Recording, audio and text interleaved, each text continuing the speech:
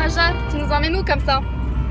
Alors, on va faire 3 jours de randonnée, Inch'Allah, le Moyen Atlas, le parc national d'Ifrane, et c'est la région Ifrane-Azro.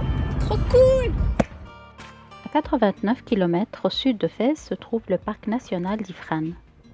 Il a été créé en 2004 sur une superficie de 51 800 hectares.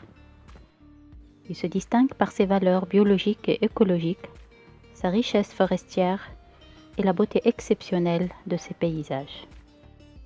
Le parc d'Ifrane recèle une grande richesse animale aussi, dont d'importantes populations de macaques ou singes magots qu'on a croisés pendant notre première randonnée. Notre première randonnée commence à partir du site Moudman à Azro. Avec notre guide de montagne et des espaces verts Taïbi Zorgan, on a pris la direction de la route du cèdre. Ça y est, on est au royaume des cèdres et on va enfin découvrir la cédraie primitive de l'Atlas et la plus grande forêt de cèdres du Maroc.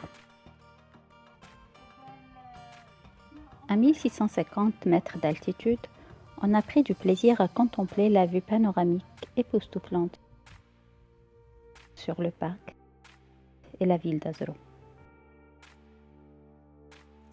Après une nuit un peu agitée à cause de la fatigue et la chaleur, on reprend notre randonnée avec Taïbi. Taïbi est originaire de la région d'Azro. Il connaît parfaitement tous les sentiers du parc d'Ifrane. Au fur et à mesure qu'on avance, on découvre la beauté d'un monde si riche et d'une nature variée. Pour ceux qui veulent faire connaissance avec la société des arbres et des animaux, ici, on se promène la tête levée. On ne peut visiter cette forêt sans évoquer le cèdre emblématique de la forêt d'Azro, le cèdre Goro, qui est mort en 2003. Complètement desséché, il ne reste que son squelette. Pour la petite histoire, du cèdre doit son nom au général Goro, qui avait perdu un bras pendant la Première Guerre mondiale. Et suite à son passage dans la région, le cèdre mancho prend le nom de Goro. La première partie du circuit d'aujourd'hui est bien ombrée. Arrivé à une place entourée d'échoppes pour touristes, on a pu faire une courte balade à cheval accompagnée par le chant merveilleux berbère de notre cavalier.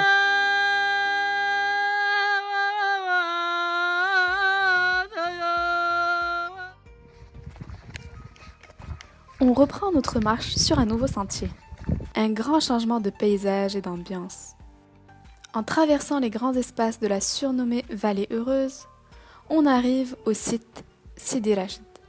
Ce site, composé d'arbres, de roches, de sources d'eau, de rivières et d'espaces dégagés, nous fait sentir un air léger. Ici, on trouve des bergers avec leurs troupeaux de moutons et de vaches, activité ancestrale représentant leur principale source de revenus.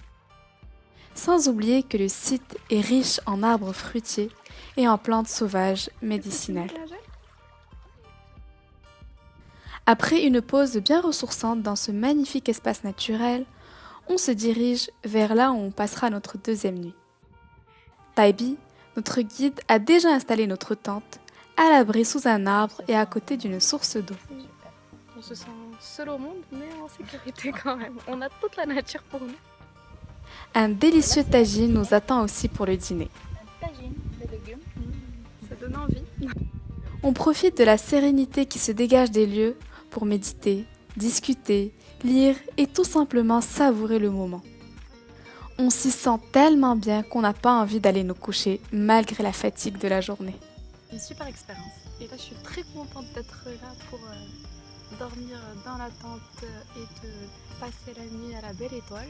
Donc j'espère qu'on va pouvoir voir les étoiles. On ne sait pas si c'est à cause de la fatigue ou l'air pur et frais du site, mais on a fait une bonne nuit de sommeil dans notre petite tente.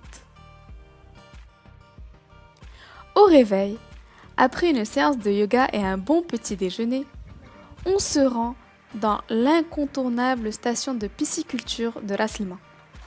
Créée en 1957, elle est destinée à produire des truites pour le besoin de repeuplement des milieux à vocation salmonicole. La station dépend du Centre national d'hydrobiologie et de pisciculture d'Azro, relevant du Haut Commissariat aux eaux et forêts et à la lutte contre la désertification.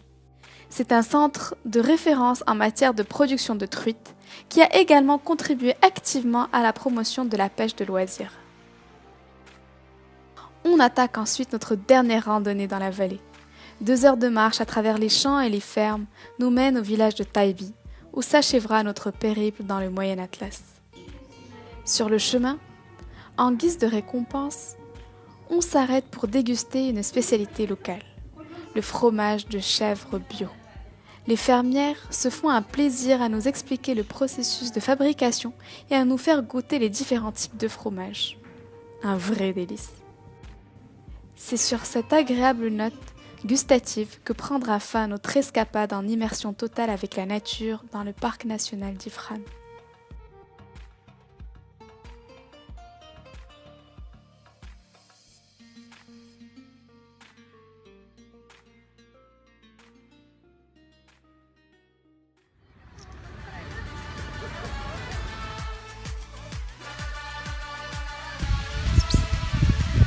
Depuis longtemps, Habibi, je t'ai cherché, sans jamais te trouver.